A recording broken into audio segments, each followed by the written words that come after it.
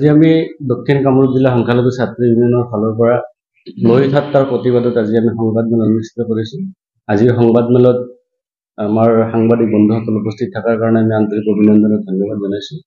আপোনালোকক আমি অতি দুখেৰে এটা কথা জনাব বিচাৰিছোঁ যে আমাৰ মাজৰ পৰা আমাৰ এজন সতীৰ্থক দুষ্কৃতিকাৰীয়ে নৃশংসভাৱে হত্যা কৰিলে। আজি এসপ্তাহ পাৰ হৈ গ'ল। এই হত্যাকাণ্ডৰ লগত জড়িত থকা মূল অভিযুক্তজনক আজিলৈকে অসম পুলিচে গ্ৰেপ্তাৰ কৰিব নোৱাৰিলে। আৰু এই বিষয়ে আমাৰ মাজত আমাৰ কেন্দ্ৰীয় সভাপতি ৰেজাউল কৰিম ডাঙৰী আহি অসম পুলিচক 24 ঘণ্টা এটা সময় বান্ধি দিছিলে। 24 ঘণ্টা সময়ৰ ভিতৰত মূল অভিযুক্ত আব্দুৰ ৰাজ্জাকক গ্ৰেপ্তাৰ কৰিব বুলি দাবী উত্থাপন কৰিছিলে। কিন্তু এতিয়ালৈকে আমি দেখা পালো অসম চৰকাৰ তথা অসম পুলিচে মূল অভিযুক্তজনক গ্ৰেপ্তাৰ কৰিব পৰা নাই। কিন্তু আমি এটা কথা আচৰিত মানিছো যে এই মূল অভিযুক্তৰ লগত কোন জড়িত হৈ আছে। কোনোবা ৰাজনৈতিক নেতাৰ আশীৰ্বাদ আছে নেকি, বা ৰাজনৈতিক নেতাৰ ছত্ৰছায়াত আজিও মুকলি আকাশৰ তলত আব্দুৰ ৰাজ্জাক আছে নেকি? গতিকে আমাৰ সন্দেহ হৈ আছে।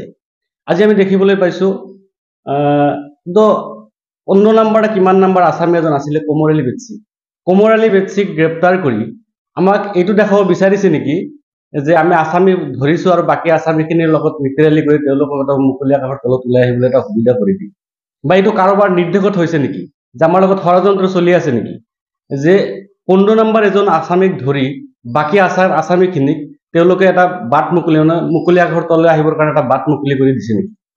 কিন্তু আপোনালোকে চাওক, ইতিমধ্যে অসমত ট্ৰেডিং অপৰাধৰ লগত জড়িত থকা এজন ব্যক্তি অসমত নহয় ভাৰতৰ বাহিৰত পলাই আছিলে।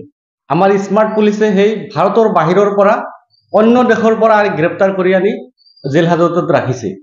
সেই স্মাৰ্ট পুলিচে আমাৰ এই অঞ্চলতে লুকাই থকা বিভিন্নজনে ইতিমধ্যে দাবী উত্থাপন কৰিছে অপৰাধীসকলৰ মোবাইল আজিলৈকে খোলা আছে, বা বিভিন্ন মহলে দাবী উত্থাপন কৰিছে অপৰাধীখিনি কোনোবা এটা জায়গাত লুকাই আছে। অসম চৰকাৰৰ ইমান বিয়াগম সোৰ্স থকাৰ পিছত এই অপৰাধীখিনি কিয় গ্ৰেপ্তাৰ কৰিব পৰা নাই? এইটো যে এটা ৰাজনৈতিক হত্যাকাণ্ড, এই কথাটো ইতিমধ্যে স্পষ্ট হৈ গৈছে। আৰু ৰাজনৈতিক কোনোবা নেতাৰ আশীৰ্বাদত এই অপৰাধীখিনি আজিও মুকলি আকাশৰ তলত আছে। গতিকে অসম পুলিচক আমি সকীয়াই দিব বিচাৰিছো যে ইতিমধ্যে আপোনালোকক সময়সীমা আমি যিখিনি দিছিলে ইতিমধ্যে সময়সীমাখিনি উকলি গৈছে। গতিকে একদম অতি সোনকালে মূল অপৰাধীজনক গ্ৰেপ্তাৰ কৰিব লাগে। আৰু অপৰাধীৰ কথাটো আপোনালোকে জানে, আব্দুৰ ৰাজ্জাক, যে 24 তাৰিখ আমি লাষ্ট সময়সীমা দি দিছো। 24 তাৰিখৰ পিছত যদি অসম আৰক্ষী গ্ৰেপ্তাৰ কৰিব নোৱাৰে, এই আন্দোলন আমাৰ কামৰূপ জিলাত নাথাকে, গোটেই অসমব্যাপী আন্দোলন হ'ব। অসমৰ পৰা হয়তো দিল্লীলৈকে যাব। এটা কথা স্পষ্ট কৈ দিছো যে লোহিত হুছেইনৰ এটোপাল তেজ আমি অথলে যাব নিদিওঁ। লোহিত হুছেইন আমাৰ সৈনিক, আমাৰ সংগ্ৰামী সতীৰ্থ। গতিকে সংগ্ৰামী সতীৰ্থক হেৰুৱাৰ বেদনা আমি বুজি পাওঁ।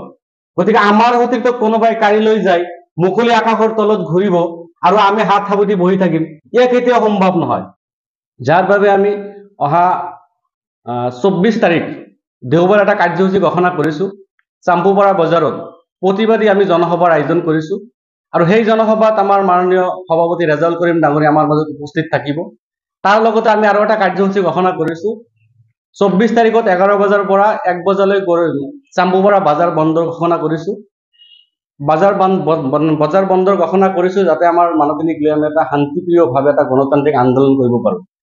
ইতিমধ্যে আমি এটা কথা স্পষ্টকৈ আপোনালোকক জনাই দিছো যে অহা 24 তাৰিখৰ আমাৰ যি কাৰ্যসূচী, গণতান্ত্ৰিক কাৰ্যসূচী, গণতান্ত্ৰিক আন্দোলন, যিহেতু আমাক ভাৰতীয় সংবিধানে আমাক অধিকাৰ দিছে যে কিবা এটা অন্যায় হলে তাৰ বিৰুদ্ধে প্ৰতিবাদ কৰাৰ কাৰণে গণতান্ত্ৰিক আন্দোলন কৰিবৰ কাৰণে আমাৰ সংবিধানে অধিকাৰ দিছে। গতিকে আমি সংবিধান বিশ্বাসী মানুহ। গতিকে অসম পুলিচক শ্ৰদ্ধা কৰো, আমি ভাৰতীয় সংবিধানক শ্ৰদ্ধা কৰো। যদি ইয়াত কোনোবাই কিবা ধৰণৰ দুষ্কৃতিকাৰী যদি কিবা বিকল্প চিন্তা কৰিছে, তেতিয়াহ'লে সেইসকল দুষ্কৃতিকাৰী সাৱধান হোৱা উচিত। যে আমচুক কোনোবাই জগৰীয়া কৰিব বা কোনোবাই উশৃংখল পৰিৱেশ কৰিব, তাৰ লগত আমচু কেতিয়াও নাই। আপুনি এটা কথা প্ৰশ্ন কৰিছে, ঘৰ বাৰী জ্বলাইছে, তাৰ কাৰণে আমি দুখ প্ৰকাশ কৰিছো। এজনে হত্যা কৰিছে, শাস্তিটো নিৰীহ মানুহখিনি পাব নালাগে। গতিকে এই বিষয়ে আমি দুখ প্ৰকাশ কৰিছো। এনেকুৱা কাম হ'ব নালাগে। গতিকে অনাগত দিনত পুলিচ প্ৰশাসন এইখিনি কথা ভালকে চাব লাগে। দুষ্কৃতিকাৰী তাৰ কোনো ধৰ্ম নাই, তাৰ কোনো জাতি নাই। গতিকে দুষ্কৃতি শাস্তি হ'ব লাগে। যাৰ কাৰণে এটা কথা আমি দাবী উত্থাপন কৰিছো, ই আমাৰ ন্যায়িক তদন্ত হ'ব লাগে, জুডিচিয়েল ইনকুৱাৰী হ'ব লাগে। ইয়াৰ লগত কোন জড়িত আছে? ৰৌবাৰ্লি জড়িত হৈ আছে নেকি? ৰাজনৈতিক ষড়যন্ত্ৰ বুলি আমি ইতিমধ্যে উত্থাপন কৰিছো যে ৰাজনৈতিক হত্যাকাণ্ড। গতিকে আমি ন্যায়িক তদন্ত বিচাৰিছো। ন্যায়িক তদন্ত দিয়াৰ লগে লগে সম্পূৰ্ণ কথাখিনি ওলাই যাব, সকলো পক্ষৰ কথাখিনি ইয়াত আহি যাব। ইয়াতে আপোনালোকে কৈ আছে ঘৰ জ্বলোৱাৰ কথা। যদি কোনোবাই দুষ্কৃতকাৰী ইয়াৰ লগত জড়িত আছে, গতিকে সেই দুষ্কৃতিকাৰৰ শাস্তি পাব, তাত আমাৰ ক'বলগীয়া একো নাই। গতিকে আমি শান্তিপ্ৰিয় সংগঠন, শান্তিপ্ৰিয় হিচাপে আমি গণতান্ত্ৰিকভাৱে আন্দোলন কৰিম, আমি গণতন্ত্ৰৰ বিশ্বাসী মানুহ।